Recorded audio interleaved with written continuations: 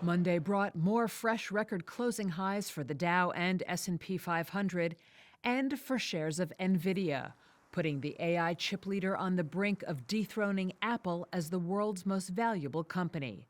The Dow gained about 0.5%, the S&P gained roughly 0.75%, and the Nasdaq climbed nearly 0.9%. An index of semiconductor companies jumped 1.8% to a more than 2-month high, also aided by a nearly 7% gain in shares of ARM Holdings. Mega-cap tech names also jumped, including Alphabet, Microsoft, and Tesla.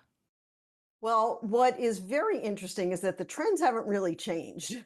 Melissa Brown, managing director of investment decision research at SimCorp, said that despite the start of rate cuts by the Federal Reserve, which should benefit small and mid-cap companies, big tech stocks are still leading the charge.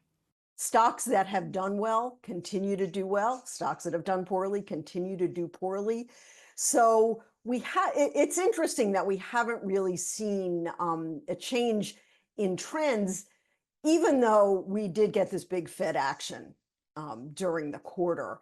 And I think that is probably because that Fed action was largely anticipated.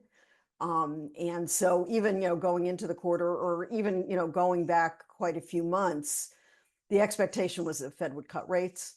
The Fed cut rates. So things are just continuing on the same path. Movers to the downside included Caterpillar, which dropped 2% following a brokerage downgrade. And Boeing fell 1.3% after the plane maker flagged a larger than expected third-quarter loss on Friday.